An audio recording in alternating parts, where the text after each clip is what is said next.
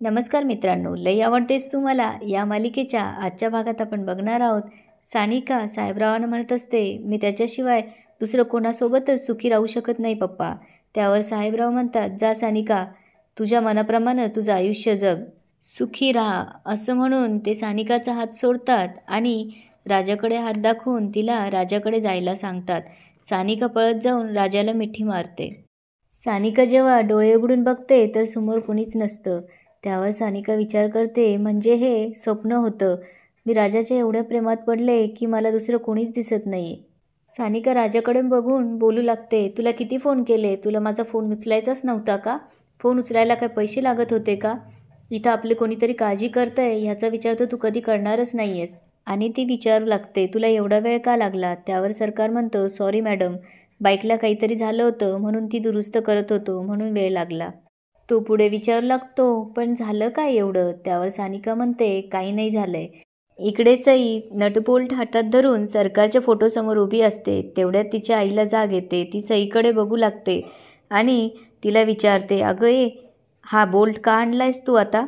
त्यावर सई म्हणते, मम्मी, हा काही साधासुद्धा बोल्ट नाही आहे, सरकारला माझ्याकडं परत आणण्याची किल्ली आहे. त्यावर तिची आई म्हणते, म्हणजे? त्यावर सई म्हणते, म्हणजे, आणि तिने सरकारच्या गाडीबरोबर जे काही केलंय ते सांगू लागते. त्यावर सईची आई म्हणते, अगं तू काही येडीबिडी झाली आहेस का? सरकारला काही झालं म्हणजे?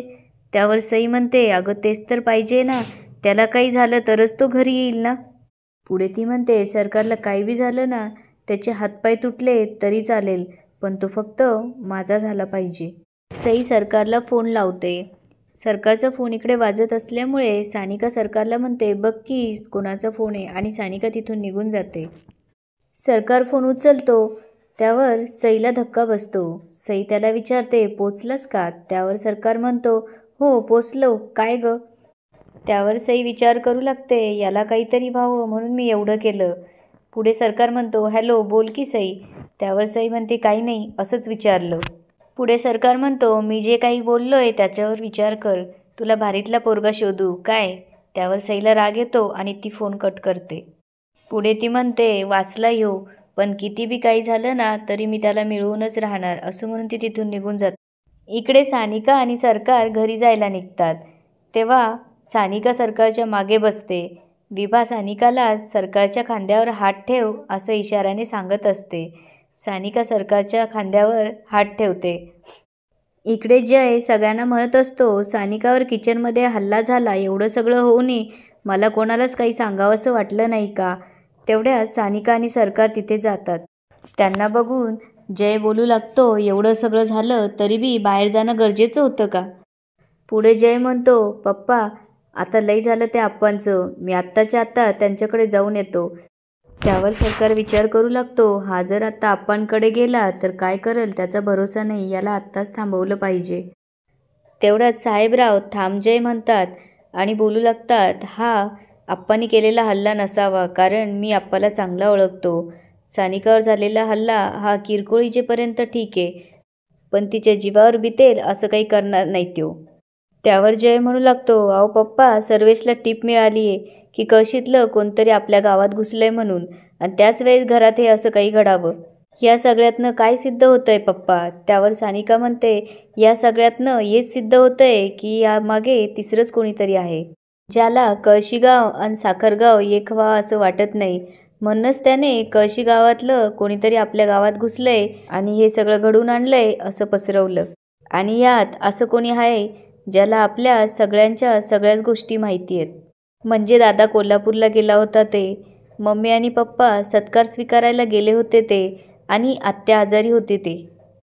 हे नक्कीच कळशीचं काम नाही आहे. तेवढ्यात साहेबराव सर्वेशला आवाज देतात. सर्वेश आणि सर्वेशची आई घाबरून साहेबरावांकडे बघू लागतात. तेव्हा साहेबराव म्हणतात, हे सानिका जे काही बोलते ते एकदम बरोबर आहे. हे जे कोणी घडवून आणतंय त्याला तू आणि जय दोघं मिळून हुडकून काढा. पुढे सानिका सगळ्यांना बोलू लागते, तुम्ही सगळे टेन्शनमध्ये नका राहू, राजा माझ्यासोबत असताना मला काही बी होत नसतंय. असं म्हणून सानिका तिथून निघून जाते. सरकारही तिच्या मागे जातो. पुढे पंकजा म्हणजे सानिकाची आत्या म्हणू लागते, दादा कोण आहे रे, ज्याला आपलं सुख बघवत नाही आहे, वाटोळं वाटोळं होईल त्याचं. इकडे सानिका तिच्या रूममध्ये येते. कपाटातून वसूचा फोटो काढून बोलू लागते, वसूताई आज मी खूप खुश आहे. राजा, कधी मी त्याच्या प्रेमात पडले मला कळलंच नाही. पुढे ती म्हणते, मी त्याला मिठी मारली, पण त्यानं मला मिठी मारली नाही. मग त्याचं प्रेम नसेल का माझ्यावर?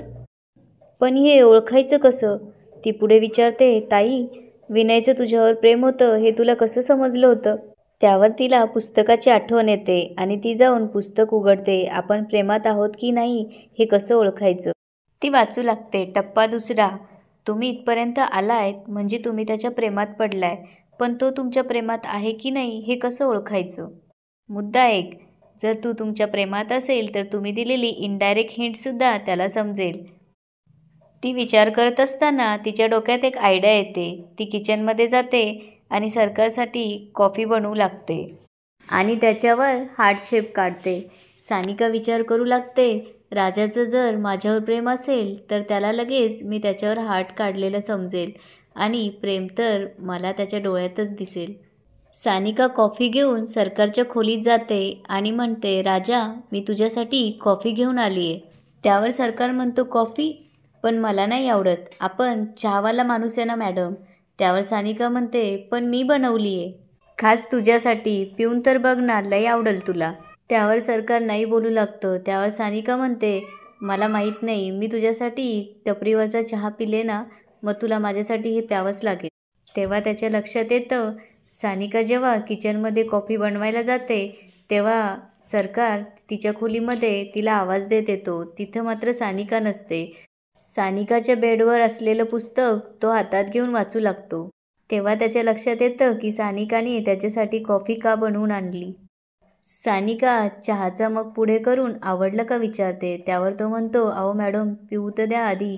तो सानिकाकडून कॉफी घेऊन पिऊ लागतो आणि सानिकाला ठीक झाली असं म्हणतो. पुढे तो म्हणू लागतो, काही म्हणा मॅडम, चहा तो चहा, चहाची मजा दुसरं कशातच नाही, असं म्हणून तो निघून जातो.